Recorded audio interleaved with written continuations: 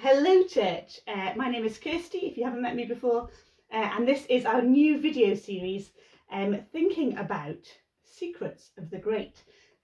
Basically, there's a lot of Bible stories where we learn about these fantastic, amazing people, these followers of God, and we hear their best bits and their best stories and learn how we might want to be like them. And often there are verses in the Bible that give us a bit more of an insight into their lives that we never read and we never get a chance to look at.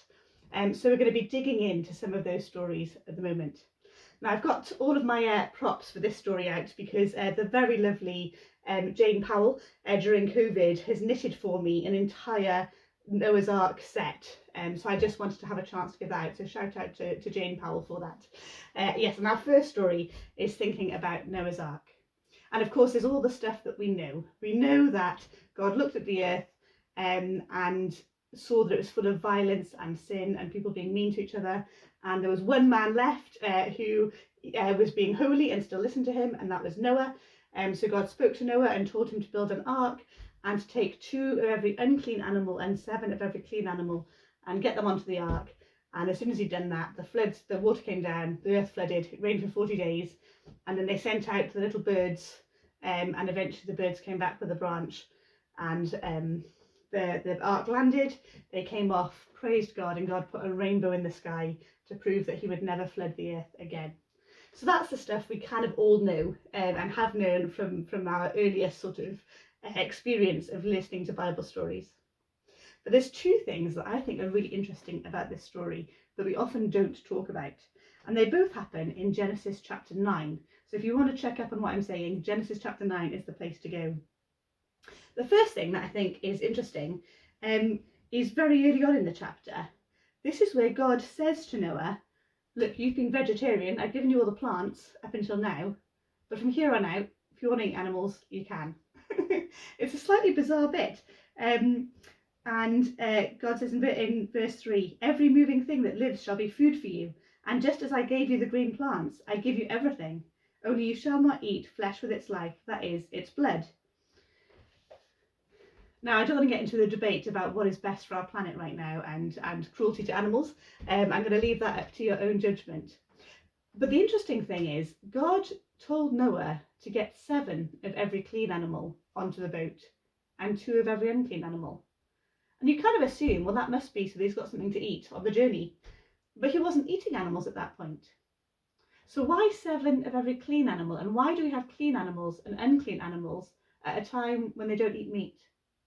Well, the clean animals would have been for this sacrifice.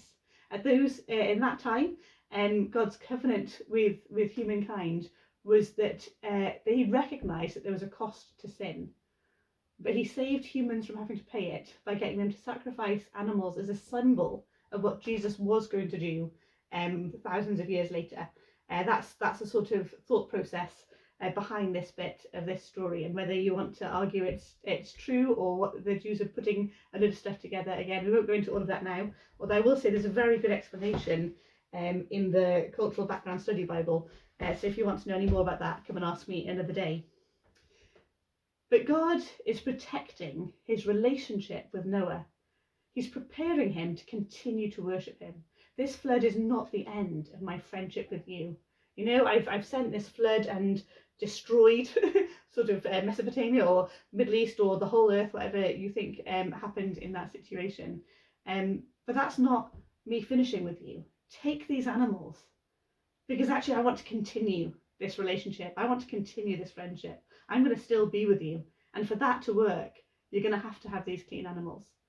And I think that's a really important thing. You know, when the world is messed up, God is not done with us. When God looks at the world and sees, and right now there's a whole load of horrible stuff happening in our world, he looks at the world, he is not done with us. He wants to maintain that relationship. He wants to keep that connection with humankind. And I think that's a really important message to remember in times when it can feel like he's kind of turned his back and things are looking really bad. So the second interesting thing is maybe even less known, is if you go on in chapter 9, from verse 18, we see this bit of the story where they've landed, they've started farming, and Noah is the first to put in a vineyard. So he plants his vineyard, the grapes grow, he makes some wine, he gets very drunk. He gets drunk, and then he gets naked. So he's got his three sons. I don't know if you remember, Ham, Shem, Japheth. Ham walks into Noah's tent, finds his dad drunk and naked, runs out giggling, goes and tells his brothers. Now his brothers are a bit more serious, a bit more on it, so they walk backwards into the tent so they don't see their dad naked, and they cover him over with a cloth, with a blanket, so that he can sleep it off and wake up with a bit more dignity the next day. And Noah wakes up with this great sense of embarrassment, I can only assume. And if you look from chapter 25, he curses Ham, and from Ham came the Canaanites, and we see a whole load of their history through the rest of the Bible. And yeah, he curses them to be slaves of the other two brothers. So Noah's the one who's got drunk. Noah's the one who's overdone it. Noah's the one who's got naked. But the curse falls on the one who called him out for it, who laughed at him and who made that situation worse. And I'm not quite sure of the fairness of that, but I think it does make me think, how do we respond when somebody messes up? Do we find joy in the gossip and, in the tittering, oh my goodness, you won't believe what this person has done? And I've definitely been one of those people at certain points in my life. And it's easy to be that person, isn't it? It's easy to be the person that's like, look what they've done. Actually, to help that person regain their dignity, to be the Shem and the Japheth,